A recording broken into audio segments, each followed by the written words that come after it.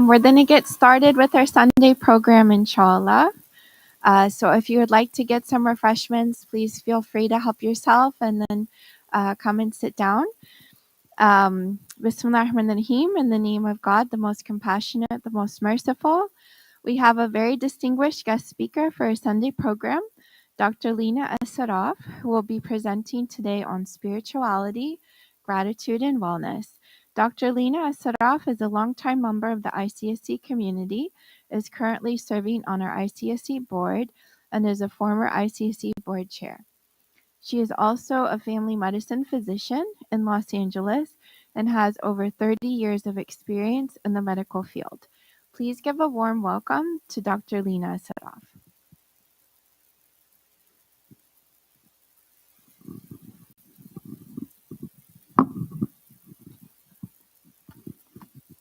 Assalamu alaikum. Greetings of peace. Thank you, Erica, for the introduction, and thank you all for being here. In the name of God, the most gracious, the most merciful, Erica asked me to give a lecture, and the lecture I'm going to give today is Spirituality, Gratitude, and Wellness.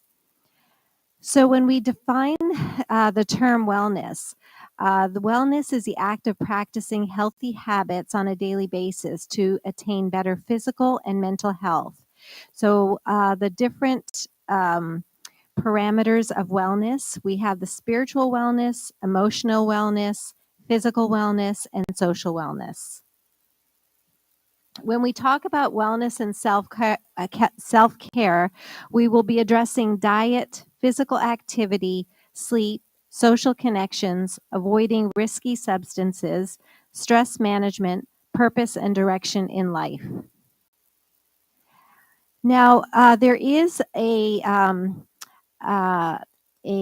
category of medicine called lifestyle medicine. And lifestyle medicine is a medical specialty that uses therapeutic lifestyle interventions as a primary modality to treat chronic medical conditions, including but not limited to cardiovascular disease, diabetes, and obesity.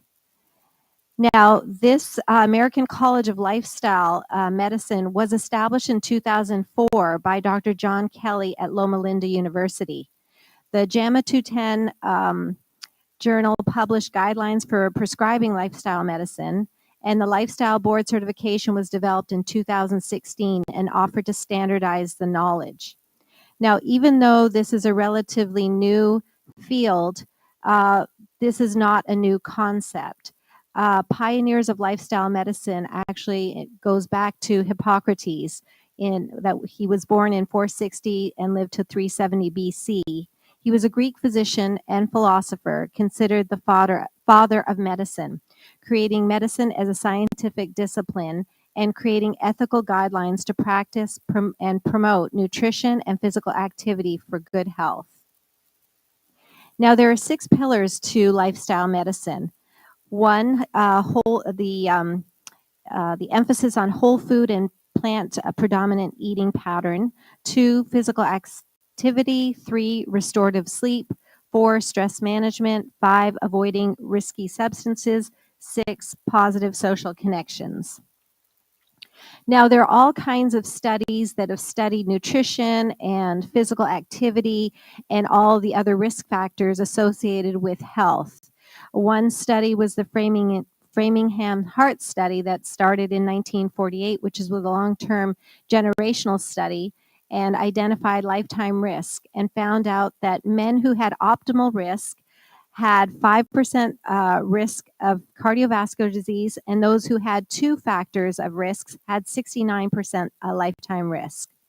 Now, men and women with optimal risks had a longer lifetime expectancy of 10 years more than those that had 2 or more risk factors. The Nurses' Health Study, 1976 to 2010, reviewed risks for coronary artery disease over 14 years in about almost 85,000 women, studying no smoking status, a body mass index of less than 25, moderate to vigorous exercise of more than 30 minutes a day, nutrition, and moderate alcohol consumption, and found out that 82% risk reduction in coronary artery disease for those factors. There was a Nathan Pritikin Longevity Center in the 1970s, which was a residential healthcare facility using nutrition, exercise, and education to reverse cardiac disease. There was another study, the John McDougall program in 1970s, also was a residential health program using whole food plant diet and exercise, stress reduction to reverse disease as well. And also the Dean Ornish Preventive Medicine Research Center in the 1980s did research as well, and we'll talk a little bit more about that later. There is another study, the Caldwell B. Esselstyn and Jr. and Cleveland Clinic in the 1990s. It was a 20-year longitudinal study to reverse cardiac disease in critically ill patients. Other studies in the 1990s, Outpatient Intensive Therapeutic Lifestyle Change Program. The World Health Organization, 1990, published a report on nutrition and prevention of chronic disease. And James Ripp, Lifestyle Medicine, 1990s, was the first comprehensive medical book on the subject. Just giving you just an outline of the history. The InterHeart Study, 2004, it was a global study of risk factors for myocardial infarction, heart attack, and data gathered from 52 countries. Risks included smoking, lipids, hypertension, diabetes, obesity, nutrition, sedentary behavior, alcohol, and psychosocial factors, accounting for 90% risk in men and 94% risk in women. Psychosocial factors were comparable to the effect of hypertension and obesity. There was also the InterStroke Study, 2007 to 2015, and it was a study to assess risk factors for stroke from 32 countries and identified hypertension, smoking, abdominal obesity, and unhealthy diet, as well as sedentary behavior, diabetes, alcohol, stress, depression, cardiac causes, and hyperlipidemia. The above represented 90% risk for stroke in men and women of all ages. So just a chart just to give an idea of the impact on health. So if you reduce cholesterol by 50%, you reduce your cardiac risk by 50%. A 6 millimeter decrease in your diastolic blood pressure, which is the number on the bottom. When you check your blood pressure, you have systolic, the top number, and diastolic, the bottom number. Just a 6 millimeter decrease, you saw a 16% reduction in cardiac disease. Smoking cessation resulted in 50% reduction in risk for myocardial infarction, heart attack. Ideal body weight resulted in 35 to 55% decrease in risk for myocardial infarction as well. And more than 150 minutes of moderate exercise resulted in 35 to 66% of reduction. More than 5 servings of fruits and vegetables per day resulted in 2 to 25% risk reduction as well. So let's go ahead and start talking about each of these factors. So we start with nutrition. Now, the World Health Organization defines a healthy diet is one that is high in fruits, vegetables, legumes, nuts, and grains, and lower in salt, sugar, and fats, especially saturated fats. Now, the recommended daily allowance, which a lot of times if you are shopping and you want to take a look at the nutrition value, you can look at the side and they will give you what they call RDA, which is basically usually rates the item and how it meets what your body needs, the standard, about 97% of the body's needs. We talk about macronutrients and micronutrients. So carbohydrates, for instance, rice, pasta, potato, bread, roti, tortilla, those are all considered carbohydrates. They're the primary energy source for the brain and to maintain body weight. So the recommended daily allowance is 130 grams per day. Protein is an important building block for bones, muscles, cartilage, skins, and bones. And the RDA is about 46 grams per day for women and 56 grams per day for men. Depending on their body weight, it's about 0.8 grams per kilogram. Fat is important for structural membranes, and it should constitute 20 to 35% of total calories. Fiber is important for managing blood sugar, lowering cholesterol, and improving digestive health. For women, it should be 25 grams per day, and men 38 grams per day. But typically, a lot of people are not getting enough fiber in their diet. Micronutrients are the vitamins and minerals the body needs as well. So when we talk about diet and we talk about health, we need to also understand inflammation. So inflammation is the process by which the immune system recognizes and removes harmful stimuli, and may be a short process or a long-term process. So when you talk about diet and inflammation, we know that the Western diet includes red meat, processed foods, sugar, salt, and saturated fats, which increases the biomarkers of inflammation in the body. Mediterranean diet includes vegetables, fruits, fish, and nuts, legumes, olive oil, and has been found to lower inflammation in the body. So if you ever hear of the term, an anti-inflammatory diet versus an inflammatory diet, then you have an understanding what that means. So antioxidants have chemical properties that can inhibit free radicals and can cause damage to cells. Micronutrients like vitamin C, vitamin E, selenium, and manganese act as antioxidants. Vegetables such as broccoli, cauliflower, Brussels sprouts, kale, bok choy, cabbage as well are considered anti-inflammatory. Dark berries, fruits contain polyphenols and are considered anti-inflammatory as well as garlic and onions. Now, when we talk about diet, and this is a good visual, we talk about the plate method. So typically a healthy diet is when half of your plate is vegetables and some fruit, a quarter is grains, starches, the carbohydrates, and a quarter of the plate is proteins. Now, a lot of times it's reversed. You see some cultures are heavy on the carbohydrates and half of their plate is filled with carbohydrates, but it should only be a quarter. So if you're eating rice or pasta, it should be just half a cup per meal. If you're eating bread, 1. If you're eating tortilla or roti, 1. And then filling your plate more with the vegetables. So the American Heart Association, the dietary guidance has emphasized in increasing fruits and vegetable intake, whole grain foods, and healthy sources of protein, fish, seafood, legumes, and nuts, and using olive oil, and to minimize sugary beverages, foods with added sugar, and ultra-processed foods, processed meats, food high in salt, alcoholic beverages, and trophic oils. So we know that processed foods and red meat are considered carcinogens, like they promote cancer. So definition of plant-based, it's basically a way of eating that emphasizes a mainly plant-based food, and meat and dairy are eaten occasionally, but the focus is mainly on plants and vegetables. So, all right, and then you see that diet and nutrition are so important to a variety of health parameters.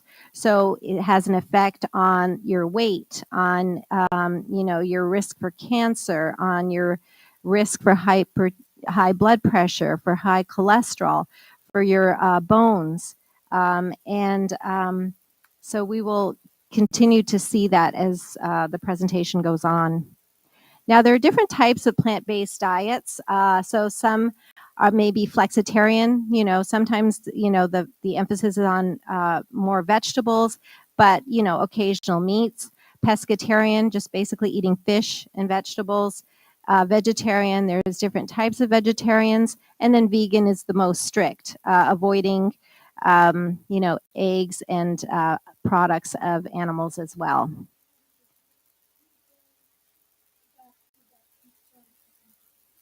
Oh, you want me to go back? Which one? This one? This one?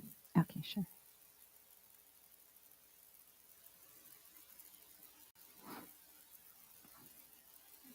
Mm-hmm.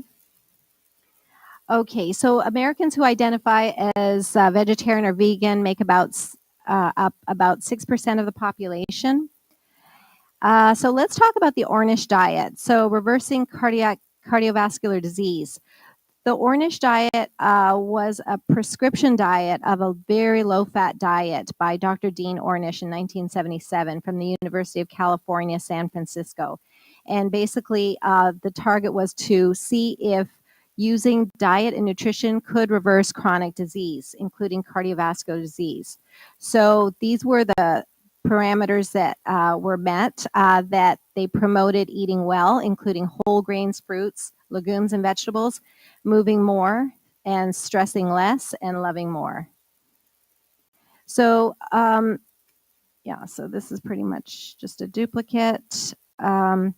And then the Lion Diet Heart Study in 1994 studied secondary prevention of coronary heart disease with a Mediterranean diet. So they're studying patients who've already had a heart attack or already had a known heart disease. And so they used Mediterranean diet versus the American Heart Association Step 1 diet. And those that followed the Mediterranean diet had protective effects even after the first heart attack. So they saw a definite benefit from nutrition. And the Jenkins portfolio diet is also a very low saturated diet based on whole wheat cereals, and low fat diet were as effective as a low dose statin medication, a low dose cholesterol medicine. In the diabetes prevention program, lifestyle was almost twice as effective as metformin. And metformin is a common medication we use to treat diabetes.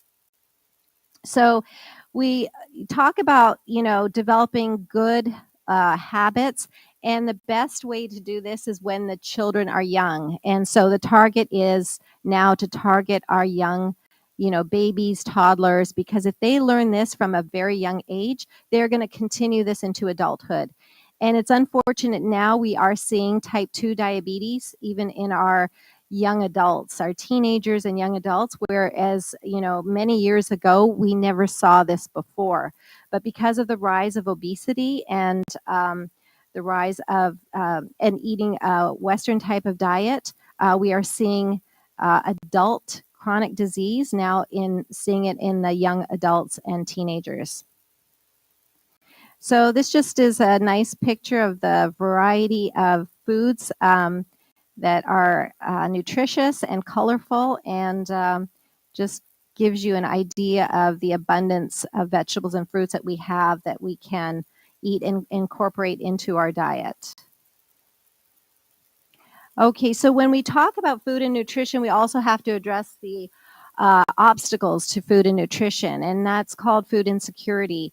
And we noticed that patients who had diabetes, there was almost a 20% food insecurity risk, meaning those patients did not have access to food or were not able to afford it. When we looked at patients with hypertension, it was about 14%, those with coronary artery disease, 20.5%, with congestive heart failure, 18.4%, and obesity, 14.3%. Because we know that if you're not able to afford healthy food, the next best option is to purchase food that is processed and cheap, like going to McDonald's and getting a burger or something like that, fries, to satisfy your hunger. So, United States, yeah.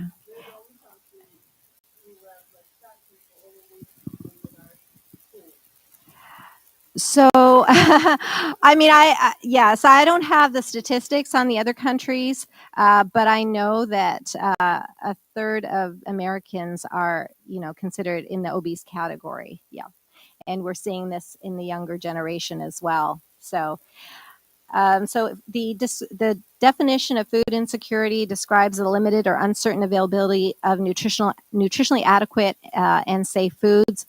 Now, food insecurity basically is meaning, you're living in the fear of hunger, and it takes a psychological toll as well.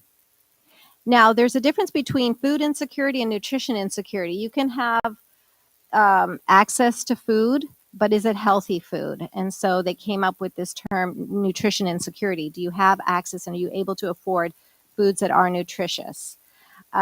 So I think that with this awareness, I know that the LA Food Bank is more um, uh, focused on nutrition insecurity and wanting to um, basically make sure that our food pantries have more nutritious food. And so I think that's definitely that awareness and level of focus, I think, is improving. There's different types of food insecurity. You can have food anxiety, basic anxiety, and just worrying about food and preoccupation that you don't have enough. And then you can also have the fear that there's not enough nutritional quality in the food. And then also you can have adults actually experiencing food insecurity because whatever food they have, they want their children to have before they do. And then children also having food insecurity and not being able to get enough, especially during their growing years. Okay, so if you look at this is across the United States, you can see the darker areas are the more food insecure. So in California, I think we make up 15 to 19% with and lower. And then you see the darker areas in other states as well. So let's go on to physical activity. And the guidelines for physical activity, the recommendation is 150 minutes of moderate intensity exercise or 75 minutes of vigorous exercise with resistance or strength training twice a week. Now, there are different types of exercises. There are aerobic exercises, strength or resistance exercises, flexibility, and balance. These are the benefits of exercise.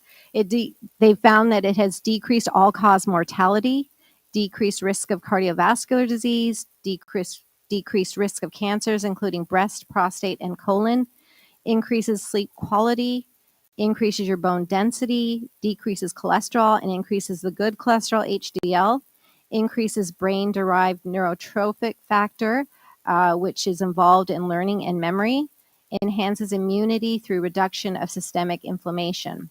So a lot of yes, so definitely exercise brings down blood sugar, it brings down cholesterol, it brings down your weight. Overall, it is beneficial. So, and just some pictures of, and let's go now to sleep, talking about the next factor. So, the American Academy of Sleep Medicine and the Sleep Research Society recommends that adults 18 years to 60 years get at least 7 or more hours of sleep. The National Sleep Foundation recommends 7 to 9 hours for adults ages 18 to 64 years and 7 to 8 hours for adults over the age of 65. Infants, children, and teenagers actually require more sleep than adults. Now, the importance of sleep. Sleep is important, again, and it has an effect on the immune function and system, mental health, and cognition. So there are different types of sleep. You know about the rapid eye movement, which is where you dream and your autonomic system is active, but your body is still. That's why when you have dreams that you don't move, but it's almost like you feel like there are things going on when you are asleep. The non-rapid eye movement is the start of sleep, which starts off in stages. First, you have the light sleep, then progressing to deep sleep, where you're less responsive to the outer world. The mechanism of sleep. During your sleep, your body is working to repair cells, organs, and muscles. It's a time when your brain is consolidating memories and removing information that's not needed. Your body is also working on hormones, increasing, for instance, the growth hormone, while decreasing your cortisol, which is linked to stress, and other hormones can be affected. Different hormones which affect hunger and appetite. Now, we talk about the circadian rhythm, which is like your internal clock. The circadian rhythm is a biological clock that regulates your bodily functions and controls cycles of sleep and wakefulness, body temperature, and hormone secretion. This rhythm works at a molecular level in response to your environments, including factors like light exposure, dietary pattern, exercise, hormones, and medications. A disruption in the biological rhythm can lead to serious health conditions. Your internal clock of the body works in 24-hour cycles and influences your metabolism, your heart rate, your blood pressure, your hormone levels, and urine production. It affects your immune system, especially the DNA repair process and the regulation of your blood sugar and cholesterol. So more and more, as we get to understand, the impact of sleep, we are now emphasizing and bringing it up to our patients that sleep is definitely um, a vital factor in good health. Disruptions to the circadian rhythm, and that can happen if you're traveling and you're experiencing jet lag, which is the most common when you're traveling, and it can interfere with the internal clock. If you're working at night, the shift work disorder is what it's termed, and you're not getting enough light exposure. You're working during the night and you're up during the day. So that disrupts the internal clock. The delayed sleep phase disorder, it's usually seen with people who are up late at night and they get tired later than the average person. And this you see in teens and young adults. And then you have the irregular sleep-wake rhythm disorder, when a person doesn't have consistent sleep pattern, and you see it in patients who have dementia and brain disorders. Symptoms of lack of sleep: daytime sleepiness, irritability, decreased concentration, attention deficits, reduced vigilance, distractibility, poor motivation, fatigue, malaise, lack of energy, restlessness, and incoordination. So what to do? So basically, the way we talk about sleep and we instruct patients is basically to set a schedule. You want to set your bedtime at the same time every night so that your body gets used to it and you develop that internal clock mechanism so that there's no disruption. You want to manage the sleep environment. So a few hours before, let's say you decide to go to sleep at 10 o'clock, maybe start at 6 or 7 p.m. to dim the lights so you're not having as much exposure, and to avoid watching the news or anything disturbing 3 or 4 hours before you're sleeping. Also, you might want to avoid stimulants like caffeine and alcohol in the evening, especially after the 2 p.m. And then establish routine exercises during the day. So at night, that can also help your sleep quality. You want to think about doing meditation, especially before bedtime, and establish a plan. If you're not able to sleep, you're going to bed and you can't sleep, then you want to get up and do something quiet. And then when you feel tired, go back to sleep. So you're training your body that the bed is for sleep, and you're doing what it takes to get to that point so that when you go to bed, that association is there. And so these are all recommendations to establish good sleep habits.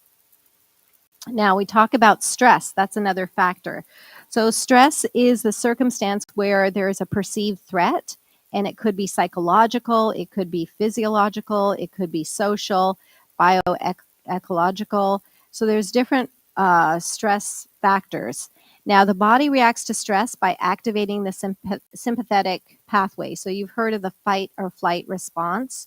So it stimulates hormones like epinephrine or norepinephrine and cortisol, causing physiological changes. Now, stress symptoms can include palpitations, sweating, irritability, fatigue, dizziness, nausea, headaches, tremors, insomnia, indigestion, or diarrhea. And chronic stress can really impact the immune system. It can increase inflammation in the body.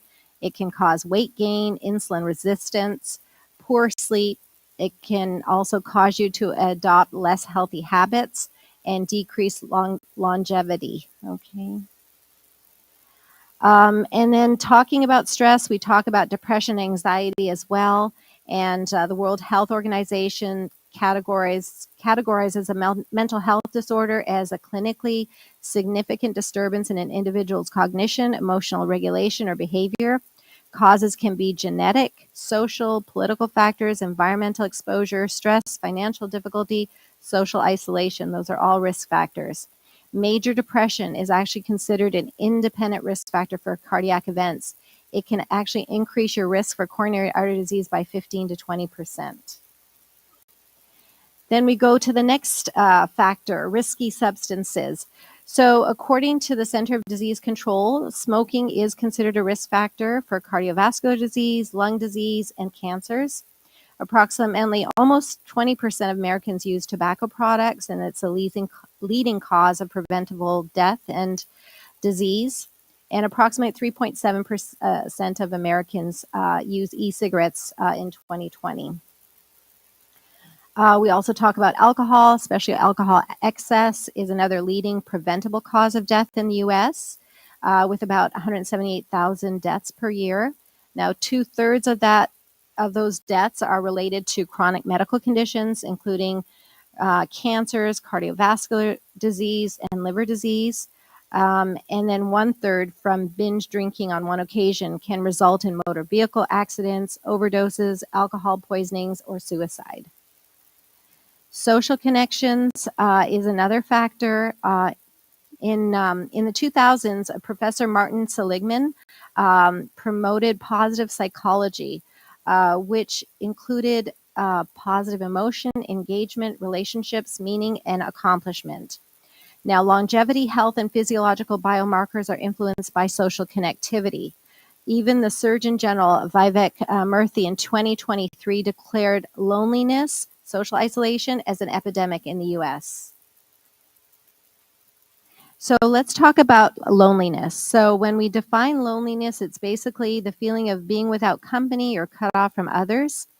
And that's according to the Merriam-Webster dictionary. The impact on health, it increases inflammation in the body, risk for depression and anxiety and stress, impairs sleep, increases blood pressure, increases the risk for stroke and coronary artery disease.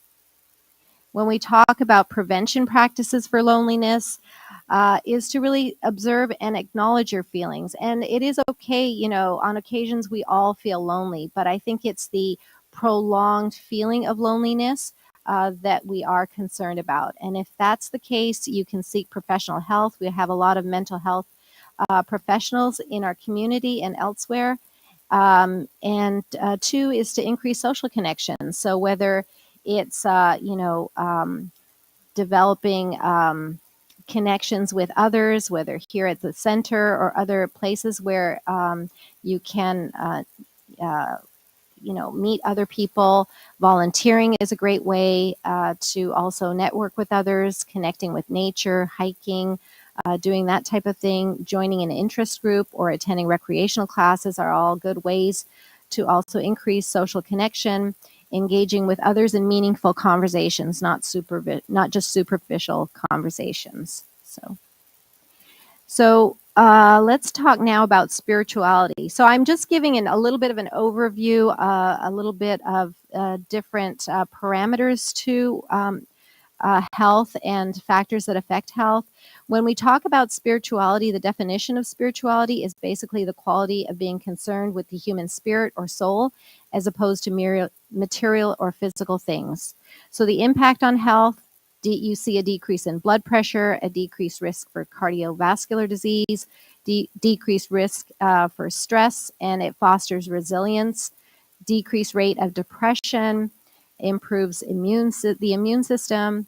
And, a lot of times if you are practicing a religion like Islam, we know that there are certain things that we do not do. And so that increases our level of avoiding risky behaviors and substances, promotes faster recovery, and fosters good health behaviors like things like fasting and social connection. So if we talk about our community, we have the opportunity every Friday to get together at Jummah and connect with the community. We have all kinds of things going on at the center as well. So these are all ways to use spirituality to benefit our spiritual health as well as our physical health. And then we talk about gratitude and benefits on health. Gratitude is defined as a state of being grateful or thankful. And the benefits of gratitude on health, again, reducing depression, reducing anxiety, altering biomarkers associated with cardiovascular disease, and decreasing blood pressure, strengthening immunity, decreasing stress, and increasing sleep quality. So what are some of the gratitude practices that we can do? We can reframe situations. So if we see a challenging situation, we can take a look and see it in a positive light. So if we're dealing with something that we're not happy about. We can see it as an opportunity to practice patience, to practice resilience, and so we can reframe it as an opportunity to get closer to our creator. So it's all about how you perceive the actual situation. We can do a gratitude journal and then gratitude practices with others.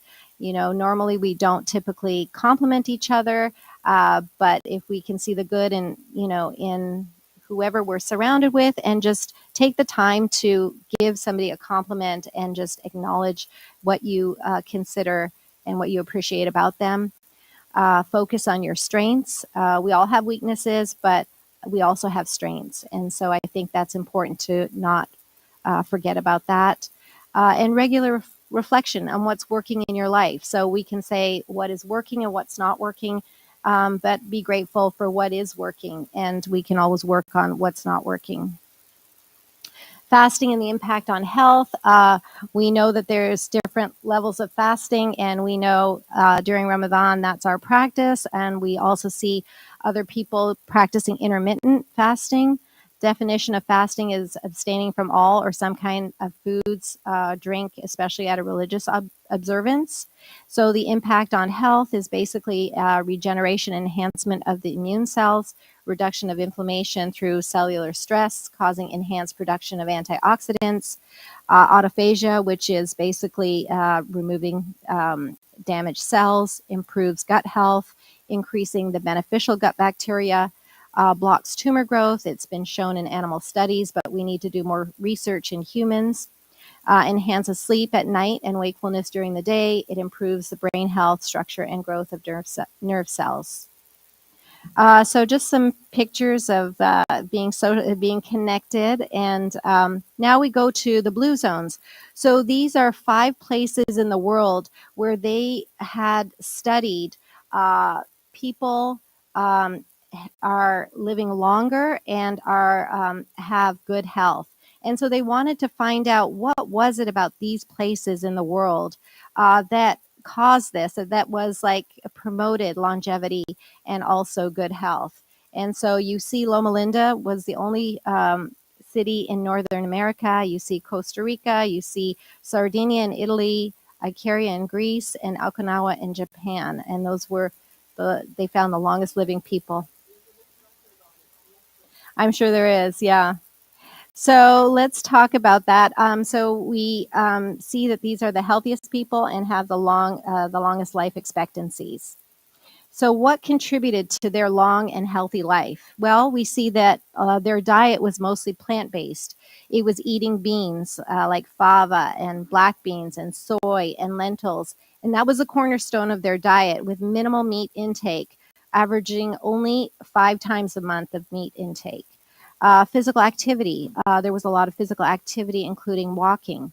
Stress reduction. They developed routines to decrease stress, including meditation, napping, and praying. The community. They belong to a faith-based community. Family. The attitude of family comes first, with maintaining intergenerational connections. The 80% rule. They stopped eating when their stomachs were 80% full. The purpose. They had something to live for beyond just work. Drinking moderately, wine. Other than Loma Linda, there was no alcohol. And the last one is right tribe. They lived among people who supported these healthy behaviors. So these are some of the references, sources of information where I got it from, and this was just a basic overview. And that's it. Thank you.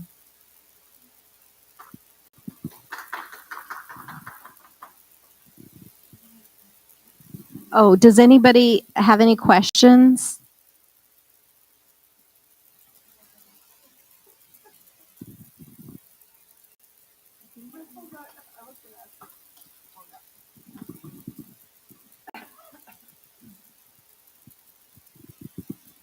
I don't really have a question, but it's like when you were talking about the inflammatory part for like the anti-inflammatory diet, like would you advise someone to actually like make that food by themselves, or like if they wanted to buy like an anti-inflammatory diet from a store, would it be the same, or would you advise them to just make it themselves?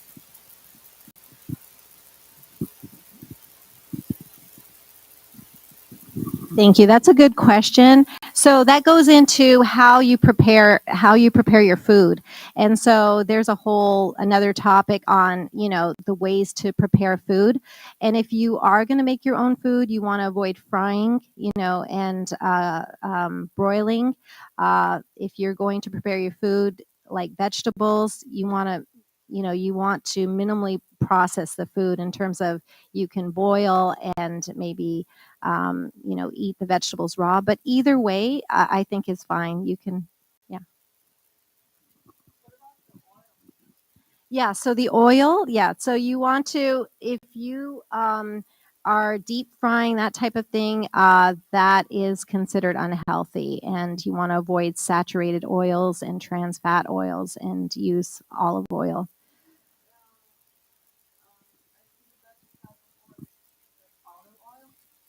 Thank you. That scares me.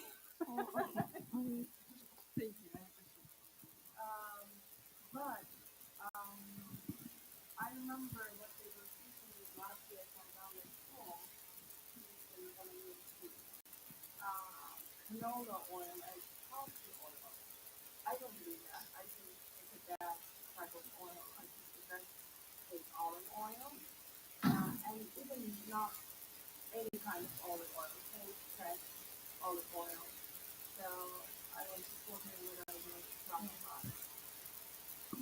Yeah, I think study after study they talk about the Mediterranean diet, which uses a lot of olive oil, and I think that would be the way to go. I'm not as familiar with the canola oil and the ingredients in it, but that would be my answer. To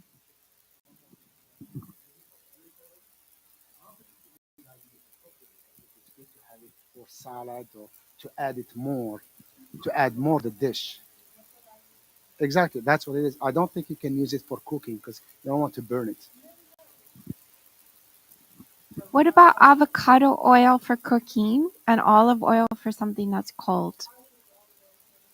For the fried, is vegetables oil is good, right? For the fry something vegetables oil. I think you. I don't know if this is working, but I think you want to minimize your frying. So the basic is minimize your frying. If you're going to use olive oil, I mean, you can use it, but I would not heat it. Yeah, I think anything that's heated in oil is not going to be healthy. Yeah. Yeah, that's another option. I don't think all of it's going to be good. There's an extra, an ayah in Quran about Allah describing Himself and mentioning in like lantern uh, of an olive. It comes from olive tree or something like that. So I don't know. Somehow it just always takes get my attention. Like there should be a reason why Allah is describing Himself, with olive tree. It's interesting. I don't know. Avocado oil.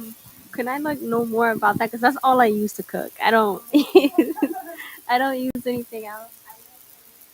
Olive oil would be good for salad. Sorry. Oh, okay. Cheers, you too, right?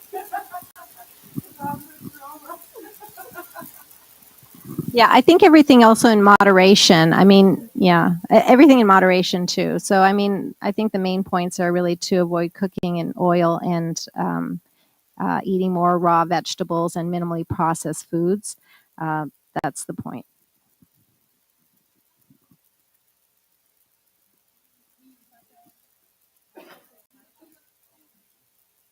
Unsalted butter is good.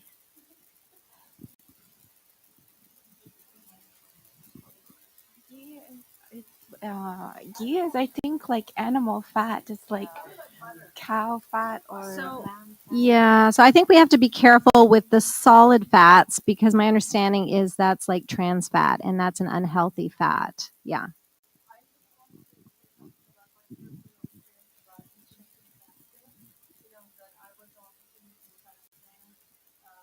For 5 months, 20 hours to 4 hours. I would take 4 hours, and I did it with keto diet. I know that keto diet is not good for long term because your body needs carbon dioxide, but the carbon dioxide that you're consuming, even the bread that you buy from stores, they are perfectly genetically modified. Uh, there are so many ingredients that we don't use in our body. Um, so for that reason, it really it heals my body. It heals my body.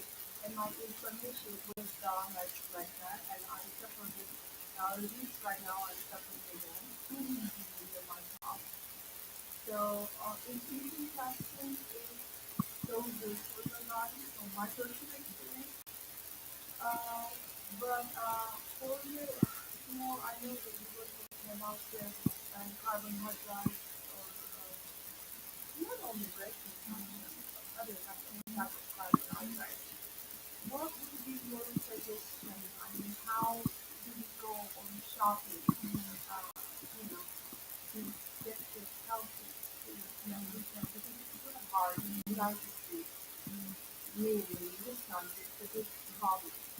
Um, the food industry is regulated with the drugs, with FDA, right? Okay. Well, there's, I think, different levels. Like you have the USDA, you have FDA. I mean, so I think the takeaway is, when you do go shopping, you can look at the labels on the items. Now, the first set of ingredients that they label, the first item will be the one that has the most. So it goes from most to least. So you want to get items that have that say whole grain if you're going to get some, let's say you're buying bread. And then you also want to look at the sugar content. You want to look at the salt content. So for women, they should not consume more than 25 grams of sugar a day. And for men, it's about 38 grams, something like 38 grams. Or 36 grams. And for fiber, you want to also get items that are high in fiber. We don't get enough fiber in our diet. So, for instance, women need to get at least 25 grams of fiber in their diet, men 38 grams. So you want to target buying foods. I mean, you go to the produce section, and that's where you should have the majority of your shopping should be in that section, and then go to other. And then also, if you're buying meat, fish and lean like chicken, and you want to minimize your red meat intake. So I think just the takeaways from this lecture, I would say, is that we have so much control over, in a sense, in our of our health. I mean, we have the control over what we eat, how what we do in terms of exercise, our sleep patterns, our stress, our community involvement, and so we do play an important role in our own health, and it's not just about medications and surgeries and so forth. So I think nowadays we're emphasizing more lifestyle. Paying attention to lifestyle and the impact of health, and I think it just puts you in the driver's seat. Any last questions? Okay. All right. I want to thank you so much, Dr. Lena, for this enlightening and informative presentation. We are going to have Doha prayer at 1 o'clock p.m. In our prayer hall, so please join us for that. And then please join us for our Sweet Treat Social after the prayer. We also have our Quran memorization class in this room with Dr. Amal Husseini, inshallah. And I want to give a reminder that we have no Sunday school, no Muslim youth group, and no Sunday programs next Sunday due to the Thanksgiving holiday. But inshallah, we'll see you the following Sunday. Thank you so much. Assalamu alaikum.